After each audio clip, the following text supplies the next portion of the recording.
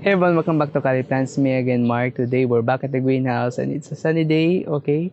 It's not the usual time that I will be recording our videos, but I have prepared some plants here. This was an idea that came to me this morning.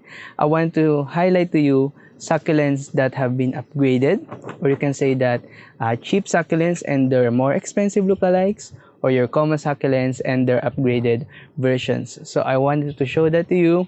Maybe you would want to add these type of succulents into your collection, or maybe you would want to replace your basic common succulents with these much more expensive and much more prettier, sometimes much more easier than them. So let me just switch the camera and then I will be showing you what I'm going to be talking about. I have prepared 10 different varieties here and I hope that you really like these varieties. Okay, so here we are. Here are all the plants that I will be showing you. There are 10 common succulents here and 10 upgraded versions of them. And this used to be a very interesting topic really, because back then I was always thinking of succulents that they just look kind of the same. Probably they are the same plant, but now I realize that they are very different, and sometimes growers will be able to hybridize new succulents that will be much more easier to grow, much more compact, much more colorful. And yes, that's what gardeners really do. They make efficient plants so that people can keep gardening without the hardships of those older varieties. So for this one, I only prepared 10, but I know there are countless other succulents that have already been hybridized with others and have already gotten much more easier varieties or much more beautiful types.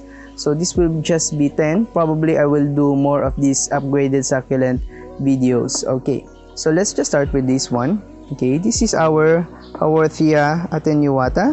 Okay, your common zebra plant, and this is a smaller one. I already sold my larger one, but this other one is the more upgraded version.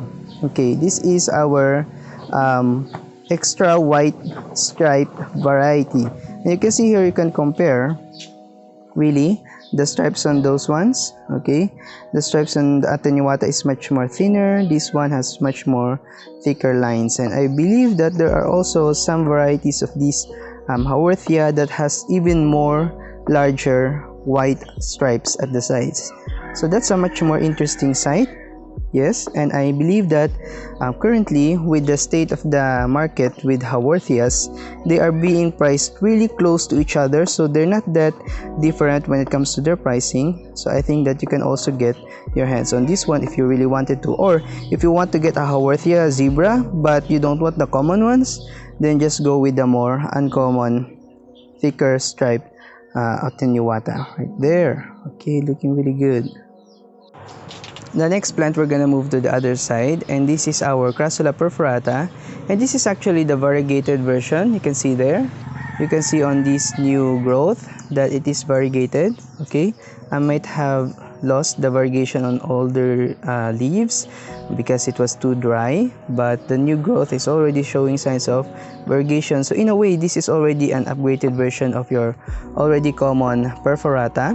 But if you want an even more interesting one that is also very related to this, has the same appearance but is also very different, you can go with this one, this Crassula baby necklace. I'm just not sure if that is the name, baby necklace or jade necklace, but you can see on these ones the tips are much more thicker. Yes, you can see there the leaves are much more thicker, and you don't have to stress it out to get those thick leaves. And they're really beautiful, really interesting. I really adored this plant when I first got it. Really reminds me more of a barbecue. Okay, it has a more barbecue appearance compared with the perforata, which is thin leaf, so doesn't actually, it was called barbecue, but this reminds me of a barbecue even more. The thick leafed Crassula perforata variety. I don't know, I will be posting the name on the screen. So I really adored this Crassula. They have the same care, though this one grows much more slowly, but it is much more interesting. And also, if you don't want a large clumping succulent really that will overtake your space, because these ones can tend to get rangy, they will sometimes cluster very quickly and you will already have a lot of these. This one goes on the more slower growing one. Okay, they're not that fast of a grower compared to the other one. Okay, so we have that. The next one we have is our Fred Ives. You can see my Fred Ives have already grown. Okay, it's already very large. That plant is. Okay, you can see here all the long leaves that it has. This is very excellent for use in landscape because they really create a nice strong interest in your garden. They already have a large growth habit, so you can see them from afar. They're not that small of a succulent. But if you're one that has a much more smaller garden, you don't have a landscape, you want to have more compact succulents, I would recommend that you get this one. This is the Graptoveria by Nessie. I featured this several times.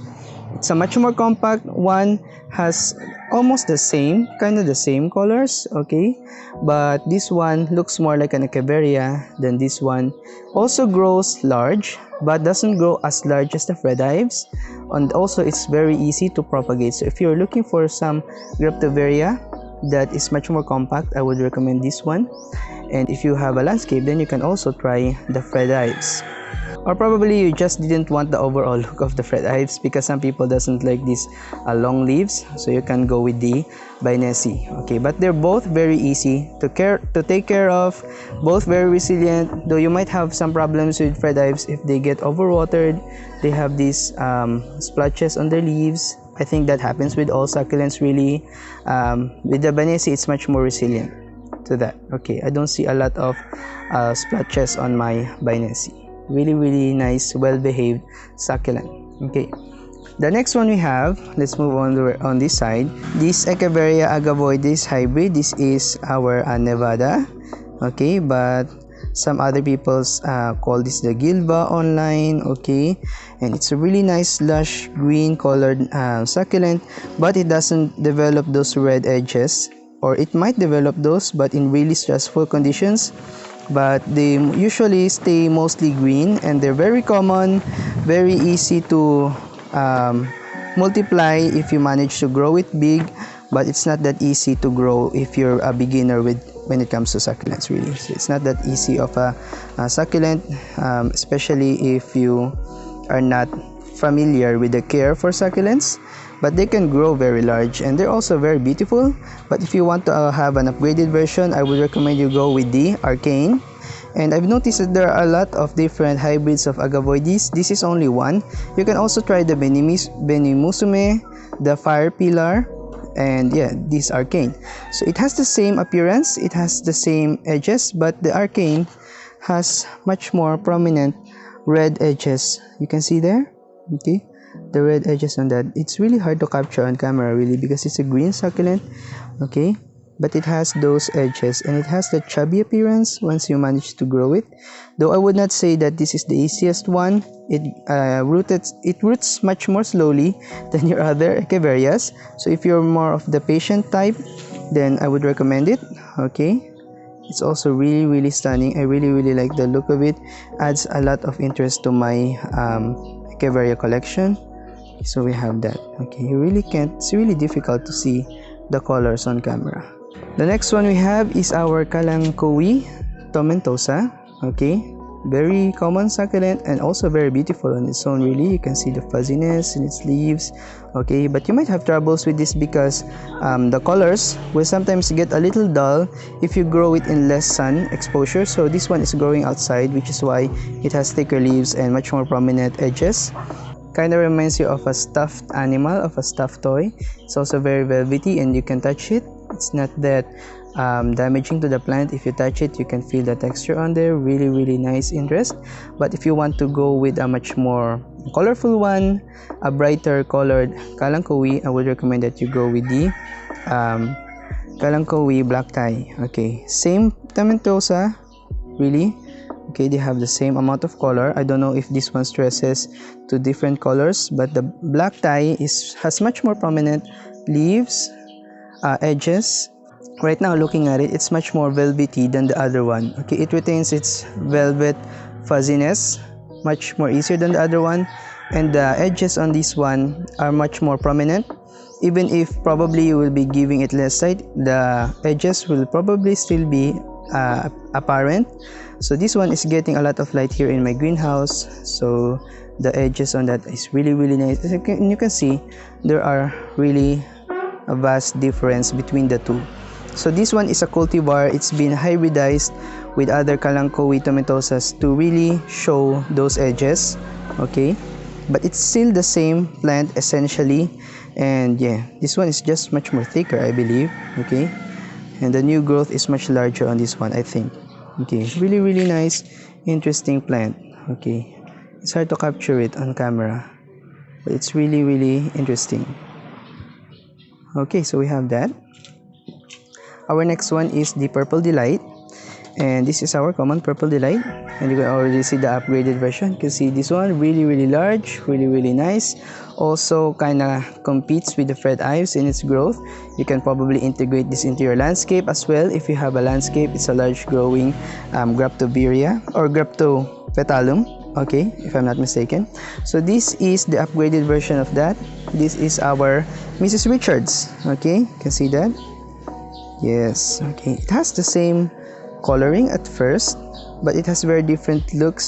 This one has thinner leaves and a much more smaller growth. I think it can also get large, but it is still very different with our Purple Delight. So you can see here, and this is I believe a Graptoveria and not a pure Graptopetalum, but I think this one is a Graptopetalum. Now let me just take this quickly so that we can compare it with the Super Bomb, because the last time I showed it, some people were saying that this is the Super Bomb, but it's not. Okay, see that? Yes, Purple Delight, Super Bomb. Okay, you can see the leaves here are more on the flat side and they don't close up that much. They produce like flat rosettes. This one tends to close a little more. Okay, they are very different plants. Yes, I've had them for several months and they didn't look the same ever. They've always been different. So if you're in Australia, you probably bought this one and they probably told you that it was a Super Bomb. You might have that, but it's not. This is the true Super Bomb. Okay, and this one actually in Australia is being sold as the Snow White, but it's not really white. So here in the Philippines, it's being sold as Purple Delight, and you won't see anyone calling this the Snow White really, but in the Crassula website, this is named the Snow White. Okay, so we have that. Okay, so now let's go back. We're down to our last 4 succulents, okay, and I think I want to start with this one. This is an Echeveria imbricata propagation that I've had for several months now. This was growing along with my other succulents back then. It was a propagation that is plopped onto another pot, and I separated it, and I wanted to keep it growing so that I have some remembrance of an imbricata, because I have sold or thrown away or killed all of my imbricatas before. But the imbricata is a very interesting succulent, also very rare in some other countries. Yes, it's a nice green with some bluish farina, and also the most common one here in the Philippines. It's being used as a giveaway in weddings, so it's a very common one. If you want to have an upgraded version of this, I would recommend the Onslow, Echeveria Onslow. So it has the same green color with some bluish farina, but it's much more lighter in color with the imbricata compared with the imbricata, and it's much more compact in its growth and doesn't grow as large as the imbricata. So that is the Onslow, and I've also found that Onslow are very resilient, very easy to grow succulents. Okay, I placed it in a bud potting mix and it still managed to continuously grow, so I'm now using a different potting mix for it, and I'm hoping that we can still continue growing this one. It is also a clumping succulent, much like with the imbricata, but as I said, this doesn't grow as big as the imbricata, and even if it gets big, it will just produce a lot of leaves compared with the imbricata, which grows longer leaves as it grows. So this is actually a gibiflora hybrid, so it can get very large. But if you want a much more compact rosette green succulent, I would recommend the Onslow. Really nice. Yes. On to our next one. These are the 2 succulents that we have that kind of looks the same right now really, but they're very different and they have different names. This is our Graptosedum ghosty. It's already an upgraded version of the Graptopetalum paraguayense really, because it's a much more compact succulent. Once you manage to grow it, it doesn't get as wide as the ghost plant. Also has a lot more farina and still retains some of that color changing ability that the ghost plant has. It gets much more warmer colors in full sun, but cooler colors gets more bluish in less sun situation. So right now it's in a very shaded area in my greenhouse, so you don't see a lot of the warmth color on there. But if you want to have an upgraded version of this, you can go with the Bernalense Variegated or the Apricot. Okay, it is the same with the Bernalense. It is still a Graptopetalum paraguayense, not a hybrid. But this one is just a variegated version of it. And I really like the succulent. I really like the variegation on this one. It's just that it's not as easy of a plant to care for compared with your other Graptopetalums. Because of its variegation, probably, the plant roots much more slower. So you have to be careful not to overwater it once it's not established yet. So what I'm doing with this one is I'm top watering it still, and I will be waiting until it really attaches to its soil before I will be bottom watering the plant. So right now you can see here it's kind of dry. Okay, it's still kind of thirsty, but yeah, it's better to get it thirsty than to overwater it, because if you overwater it you might kill it. So yeah, I'm just waiting for it to establish a little more before I will water, and once I know that it's established, I believe that this one will just continuously grow for me, so no worries about it losing a few leaves at the bottom. Okay, so we have that. So if you want an upgraded version of this, get this one. Also very compact, doesn't get very wide, so you can keep it in your small garden space. It will still provide interest, but it won't take up that much of a space. Okay, we're on to the next one, and these two are also very, it's getting really windy right now, also very similar in appearance but very different. This is our Shavayana rosea hybrid. Okay, I don't know if that is the exact name, but you can see mine is already closing up. Really nice shape to that. Okay, you can see here it's already closing up because we're getting more sun. So yeah, I really adore this succulent right now. Also very common, very popular. I know a lot of people already have this succulent. If you don't have it, if you just keep buying succulents, some seller will probably give it to you, because this came as a freebie for me. Okay, so really interesting. But if you want an upgraded version of that, if you want something that will stand out, this is our Echeveria Simulans Ascension. Okay, I've always said that this one kind of reminds me of the Neon Breakers because of its edges and its frilly edges. Yeah, so you have that same appearance. We also have lighter edges here, but it's much more prominent on this one. You can see that edges on this one, even though they are not stressed, you can see that the edges are lighter in color. So that is really interesting for me, and also has a much more compact growth. Okay, I don't know if this can still get wide. Yeah, but this is one of the more original Echeverias out there. This is a true species, not a hybrid, and this one I believe is already a hybrid of some sort. Okay, so if you want an improved version of this, get this one, the Echeveria Simulans Ascension. I know there are also other Simulans varieties, and I know that there are also thicker versions of this one. So if you want to try those, you can look it up. But yeah, for me, for the care with this one, I think you can treat it the same with your Onslow and your other Echeverias that are thin leaf. They are very easy to grow. They tell you easily if they're thirsty. You can touch their bottom leaves. If they're no longer that firm, then you can water, and especially if the potting mix is dry already. And also this one roots quite nicely. It doesn't take too long before you can establish it. Okay, really nice Echeveria. Finally, we're on to our last one, and these two you might all have already seen it as we're going around the plants. Okay, this one is the Echeveria chihuahuayensis, already a very interesting, very nice looking Echeveria. You can see the pink tips on there, really nice. Okay, and this one has been growing consistently for me.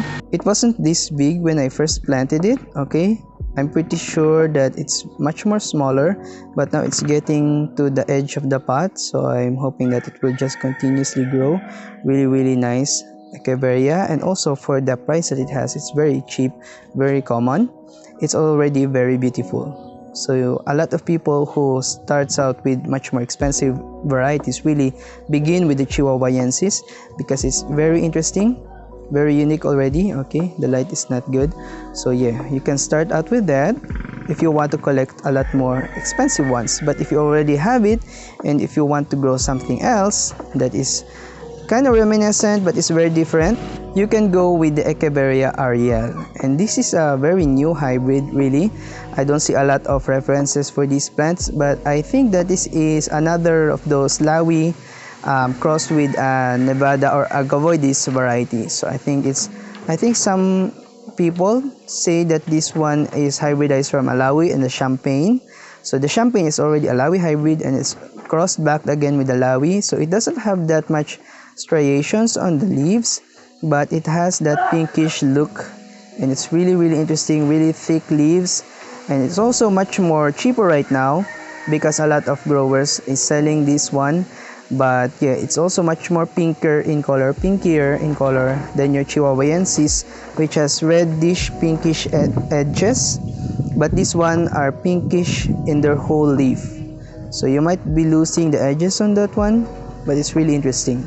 Also, let me just say that the Ariel is very easy to grow, and I'm actually surprised with how well this one has performed for me, because I planted it and I forgot about it, and I only noticed it when it was thirsty, when the leaves are kind of flappy at the sides, and it just kept on growing. Yes, so it already has produced some growth. You can see at the center that it already has a lot more growth on there, a lot more leaves coming up. So that's really nice with the plant. And also, I believe with the Ariel, if you manage to give this full sun and if you stress it out, you can get redder color.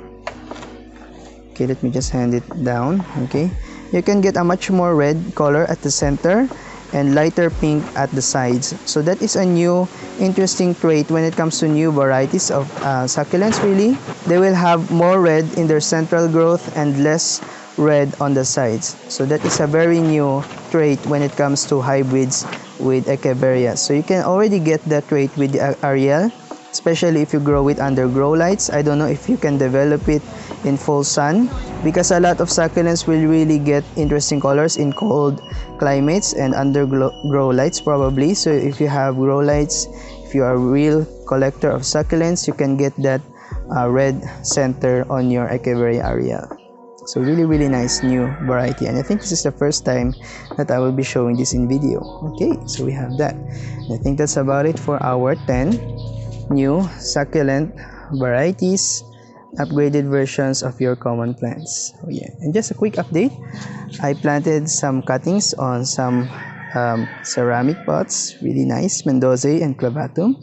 And we also have our elegance or lemon berry or something planted in our ceramic pot. So that one has a really nice interesting look, and that will be our background when I'm shooting videos. Okay, the light is just not that good right now, but you can see here we're already doing some nice background. And yeah, I plan to collect more of those decorative pots later on, the clay ones. Okay, so we have that. So yeah, I think that's about it for this video, guys, for our upgraded succulents video. I want to make a quick highlight on these plants without sharing a lot of the care tips. Probably I will share care tips later on once I get more experience with them, but I just wanted to quickly point out the upgraded succulents that we already have in the market. I think the market here in the Philippines already has a lot of succulents available, and I think that only the most rarer ones are not available currently here in the Philippines. So now we have a lot of different options, and with the Benguet sellers we also have much more affordable options to choose from right now. So yeah, these ones you can probably try it out if you want to rejuvenate or change up your garden space. So I think that's about it for this video, guys. I hope that you hit the like and the subscribe on our channel, and I will see you on the next one. Bye bye.